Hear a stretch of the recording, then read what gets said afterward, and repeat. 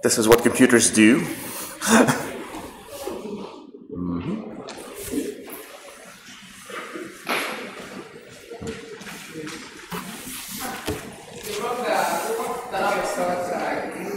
I broke the laptop. I'm being troubled.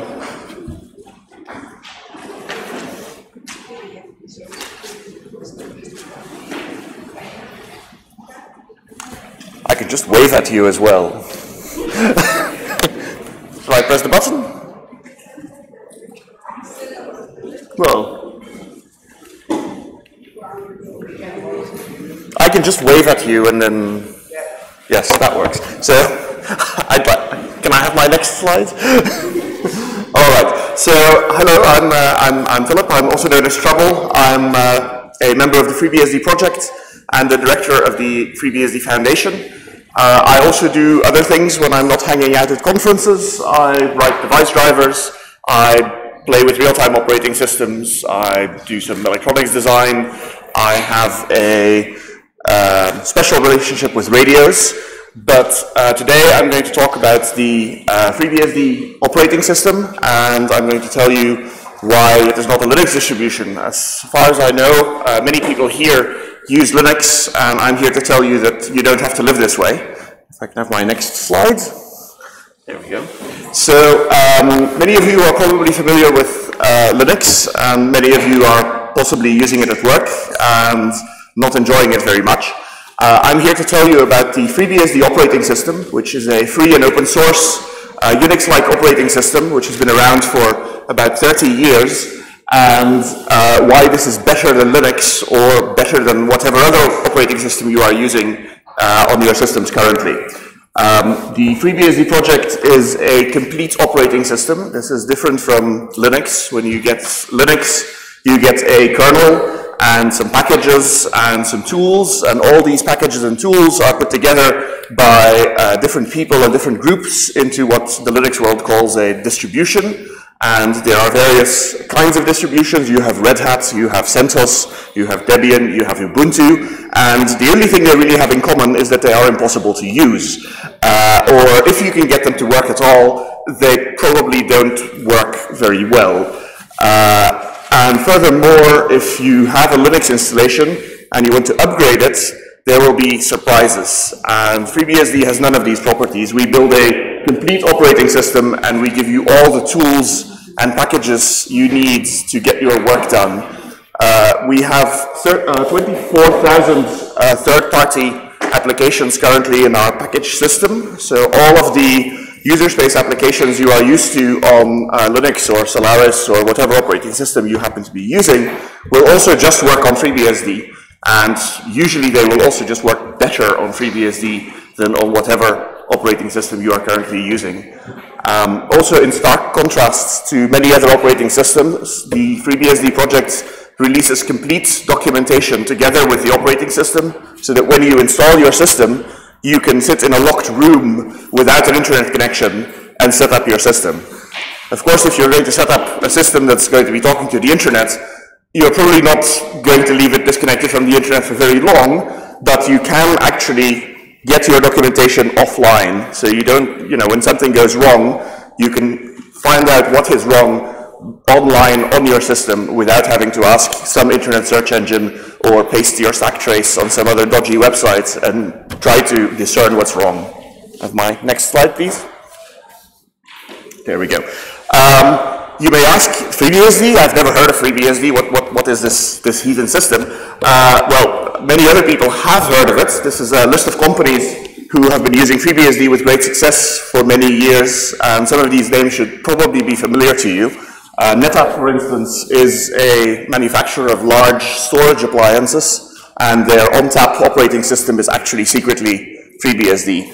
EMC or Dell or Isilon or whatever they're called this week also make a large storage appliance which is based on FreeBSD. If you're more of a networky person, you're probably familiar with Juniper, and you may be using Junos on your routers.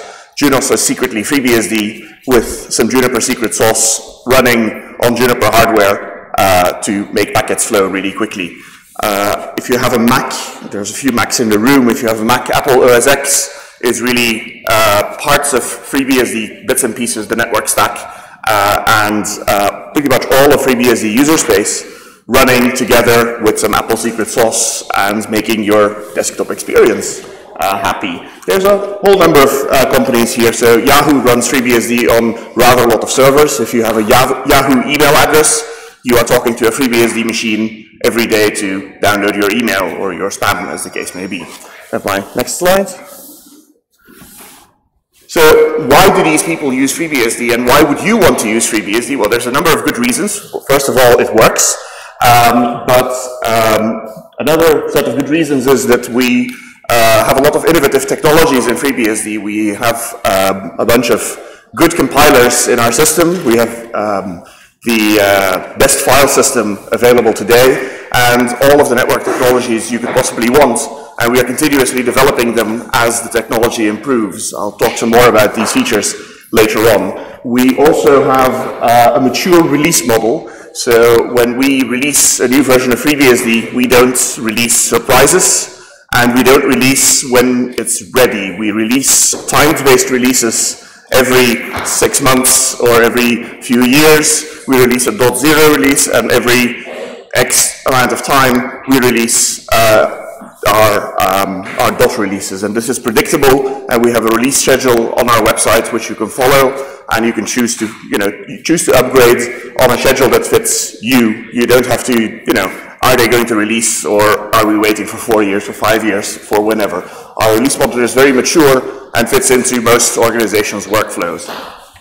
We also have excellent documentation in many languages. Unfortunately, Arabic is not one of those languages.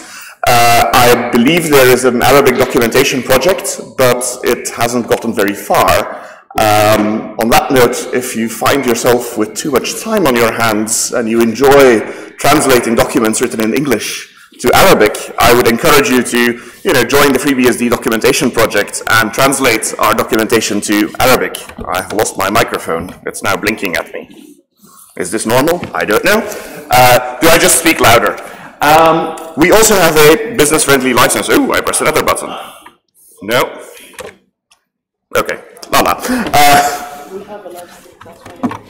There we go. Okay. No microphone. I will just speak more loudly. The live stream one seems to be working. Is this the streaming one? Okay. No? Hello? Echo. Yes. Good. The voice from the room.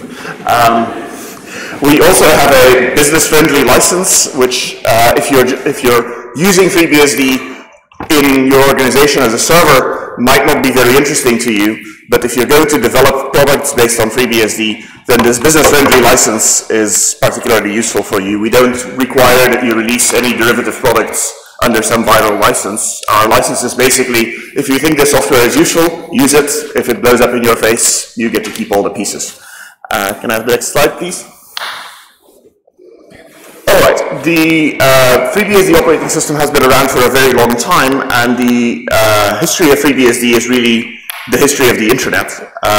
FreeBSD is derived from historical Unix many years ago and went through some iterations and introduced many technologies on the internet which are probably familiar to people.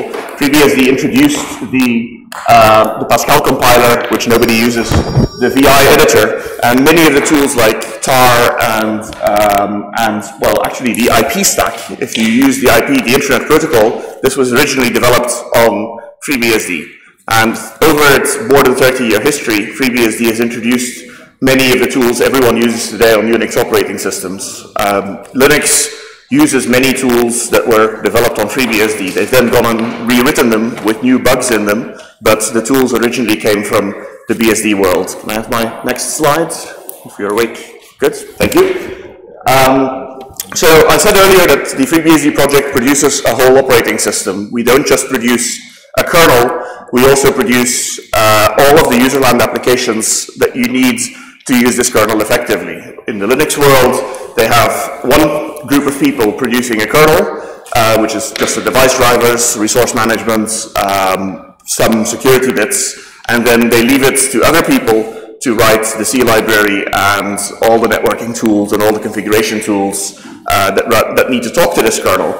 Obviously, when you develop a system like that, the different components get out of sync with each other. So the kernel might implement a new feature, and it'll take X amount of time for user space to catch up. Or user space has an implementation that is compatible with some versions of the kernel, but not other versions. So this makes Linux a very frustrating operating system to use. In the FreeBSD world, we don't operate like this. We give you the complete operating system and all the tools you need to get work done. When we change something in the kernel, the same people then go and change the configuration tools. If we change something in some part of the network stack, we make sure that all of the monitoring tools and all of the configuration tools that need to talk to this part of the kernel are actually aware of the change.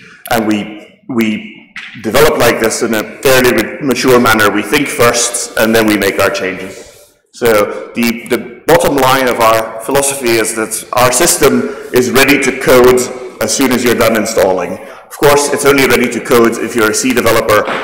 If you're a user space developer, you'll have to install some extra packages. Can I have my next slide? All right, so let's talk about some of the features FreeBSD has which might be useful to you. One of them is the file system. FreeBSD has two file systems. It's got read support for many others, but its original file system is the traditional Unix file system called UFS. This is the same file system that Sun historically used, AX used it historically. Many Unix distributions use the Unix file system. This was originally developed on BSD and continues to be developed today. It's got all sorts of nice features like snapshotting, journaling, and it's a mature, rock-solid system if you've just got one machine and you've got a bunch of data sitting on it that just needs to work. We also have the ZFS file system, which was developed by Sun originally on Solaris. It's been in FreeBSD since, I think, 2008, and FreeBSD continues to be one of the main development operating systems for ZFS. ZFS is pretty much the last file system you will ever need. It's got all sorts of exciting features like snapshots, copy on writes, inline compression.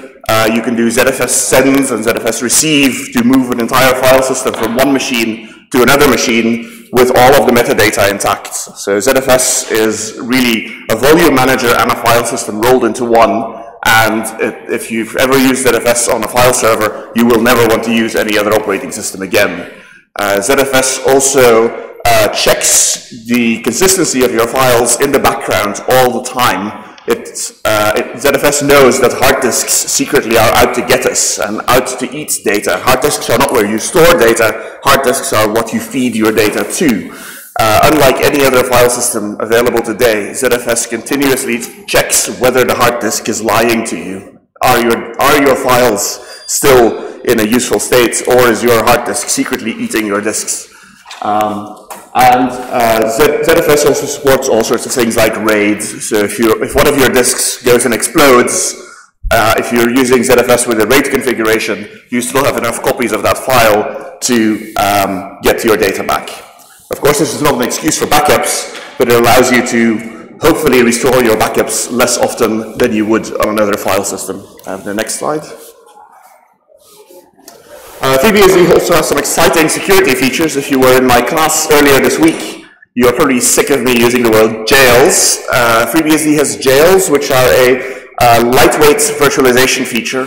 It basically looks like a file system for most practical purposes, but it also has an IP address. A jail allows you to isolate a process in its own little namespace without having to install a complete virtualized environment. So you don't get all the overhead of having to manage virtual memory without having to manage pretend hardware. You just have a file system and it has an IP address, and you can put a process in there and it will just work. As we saw in my class earlier this week, a simple shell script will create 100 web servers for you on one machine, and you could configure them all to be the same, or some of them can be subtly different. We have all sorts of exciting management tools for jails.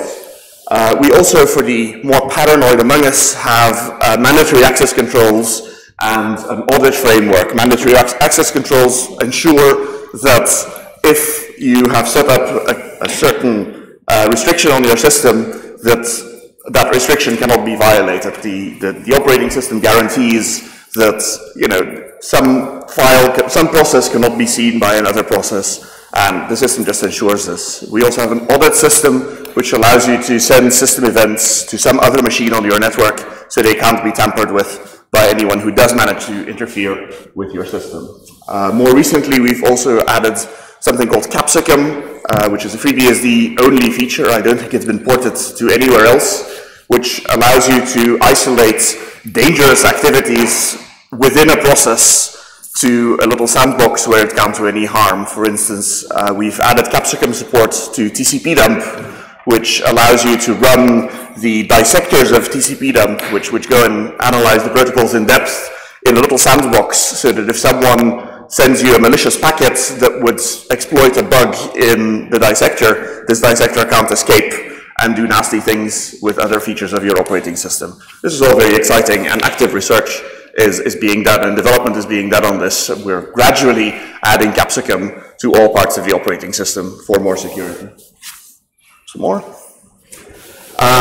If you're a lower level developer, you will really like DTrace, but also for network engineers and systems administrators, DTrace has some exciting features. DTrace, in a nutshell, allows you to see what your system is doing without interfering with the system. You might be familiar with tools like Top, and if you've ever run Top on a system that's very, very busy, you quickly realize that Top becomes part of the problem rather than part of the solution, because the way Top is implemented is the amount of resources it requires rises at least linearly with the number of processes on your system.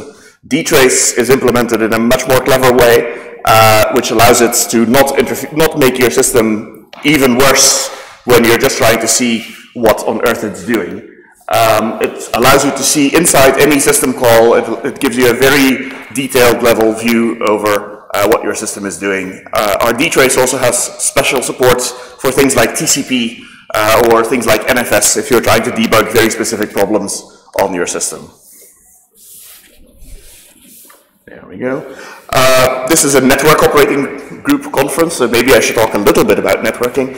FreeBSD has always been a leader in the wonderful world of networking. The BSDs have been the reference implementation of many protocols on the internet, such as the Internet Protocol and TCP. More recently, FreeBSD has also been the reference implementation of IPv6 and the SCTP protocol. If you are in the telecoms business providing voice connectivity to people, then SCTP should be familiar to you. We also have some shiny new things like the latest congestion control algorithm from Google. We have that in our base system. If you want to use it, it is available to you. And we also have firewalls. Of course, we have a selection of 3 firewalls for you. Most people use the PF firewall, which is easy to configure, and the other firewalls that are available have different features for different people. So if you like to have more quality of service control, then IPFW plus DummyNet can do that for you. And IP filter allows you to be compatible with Solaris if you need that for any reason. Next slide. FreeBSD supports virtualization from both ends. On the one hand, we realized that all hardware is virtual these days, or substantially all hardware is virtual. Instead of fighting that trend, we just provide you images that allow you to use your virtual machines. So we see no reason for you to have to install FreeBSD in a virtual machine. If you can just have a pre-installed image, you just boot your virtual machine and you are ready to go in about 3 seconds. Well, in about the time it takes you to download the image and press go, you have a fully installed FreeBSD image. We provide images for all popular virtualization technologies. We provide it for VMware, we provide it for Hyper-V, we provide them for VirtualBox, and you can also run FreeBSD directly on Amazon's AWS, which you probably have heard of. On the other hand, we also support virtualization as a hypervisor. We have something called Beehive, which is similar to Linux KVM, but a lot better, which allows you to run other operating systems on top of FreeBSD. If you, for any reason, have legacy Linux machines, which you still need to support, or Windows machines, you can just run FreeBSD on your machine and then spin up a virtual Windows machine, a virtual Linux machine, a virtual whatever machine, and it will just work for you. And of course, this technology is under our liberal license, and because people like it so much, it's been ported to Apple already. So if you have a MacBook and you'd like to play with Beehive, you can use something called Xhive on your laptop, and you will have all of the Beehive-y goodness on your MacBook. All right, if you still have this Linux machine and you don't want to go through all the trouble of setting up a complete Linux installation in Beehive, which you will then have to maintain, FreeBSD has something called the Linux System Call Translation layer. I like to call it the Linux Personality Disorder layer, which pretty much allows you to take any Linux binary and run it unmodified on FreeBSD. So mostly what you do on FreeBSD is you compile a piece of software and you build it to run natively. But if you can't compile it because you don't have the source code, say you are an Oracle victim and you have an Oracle license and you need to run the Oracle database on your FreeBSD machine, you can run this under what I call the Linux Personality Disorder, and it will just work. This has been updated to Linux 3.something recently. So if you have something that runs on Linux 3.x, there's a reasonable chance that it will run on FreeBSD unmodified, and with any luck, it will run faster on FreeBSD than it does on Linux. Obviously, the usual disclaimers apply. We are not Linux, we are FreeBSD. But if you do have a binary that you absolutely need to have working, there's a good chance that it'll work. All right. Newish features that are in the pipeline. We're continuing to improve our scalability on more massive hardware. If you've got that shiny new Cavium machine with 256 CPUs and a terabyte of memory, I want it. But if you have it, FreeBSD will just run on it without too much difficulty. We also have a multipath TCP implementation. We have a DC TCP implementation, the latest congestion control algorithms that are popular in the wonderful world of the web. And we support the UEFI and secure boot standards, just like modern Linux does. So FreeBSD will just work on your server without any difficulty. Next slide. I don't want to talk about licenses too much, but this is the FreeBSD license. I think if you're sitting in the back of the room, it's probably a bit difficult to read, but if you're in the front of the room and you have good eyes, you'll maybe be able to make out what it says. It says, we wrote this stuff, we think it's useful. If you want to use it, go ahead. If it breaks, don't sue us. This is about 200 or 300 words, I haven't counted them. It's pretty clear and everyone can understand what it does. This is in stark contrast to the GPL, which is 2,000 something words. I have no idea what it says. You need a lawyer to figure out what you can do and what you can't do with Linux. I don't want to go through that trouble. I just want software that works. Next. I'm about to wrap up. Yes, that's just what I said. FreeBSD is 226 words apparently, so not even 300 words. GPL, 3,000 words. Lots of gobbledygook. We have a simple open philosophy. Use our software and have fun. Next slide. There we go. Ta-da. If you'd like to know about FreeBSD, we have a webpage, www.freebsd.org. Go there. There's a big yellow button in the middle of the page, download FreeBSD. Please don't all do it at once, or Michelle will stab me in the face. If you have any other questions, I'm around, and I will take questions from you. Thank you. There are FreeBSD stickers. You want our stickers. Any questions? No? Oh, there's a question.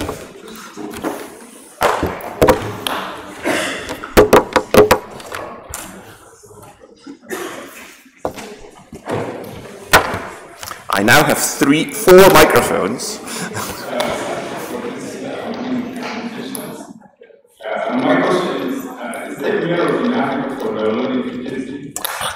The question is there a mirror in Africa for downloading FreeBSD? Unfortunately not. We used to have the, Michelle tells me there is a mirror. I didn't know. talk to Nishao. I downloaded FreeBSD on this network from Germany with not too much delay, but apparently there is one in Africa. Where is it? In South Africa.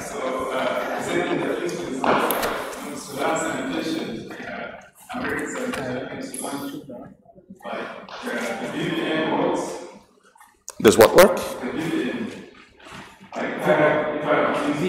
VPN. You don't need a VPN. We don't care that you're in Sudan. We love you.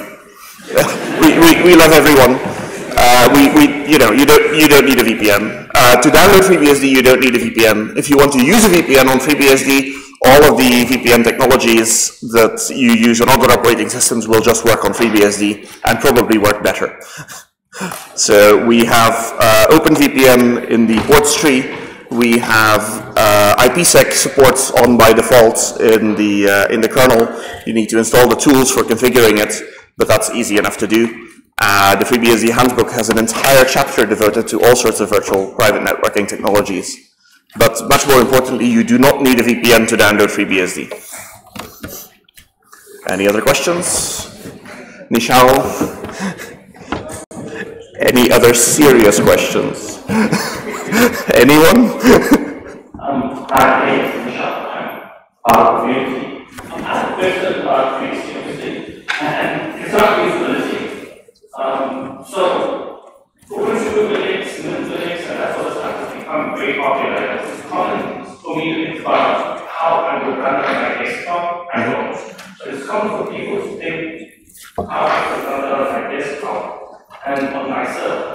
It's a heck of a lot more difficult for me to run FreeBSD on my desktop and on server. So what are you doing? I mean, surely it's easier if I run the same thing on the server and the desktop than if I separate out stuff.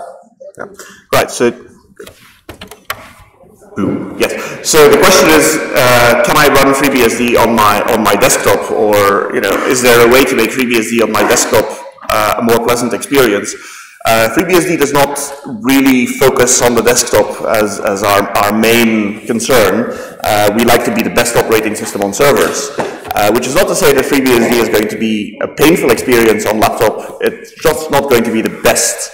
If you are interested in running FreeBSD on your laptop, I would recommend the Truos distribution of FreeBSD. It's spelled Trueos. I think true as in the truth, and OS as in operating system.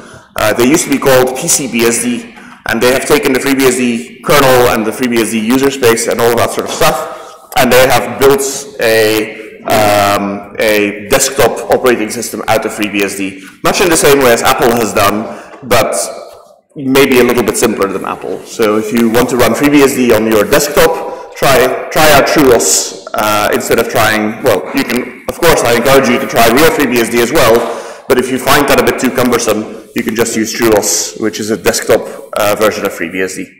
Does that answer your question? All right. Any other questions? Anyone awake? Okay, good. Thank you.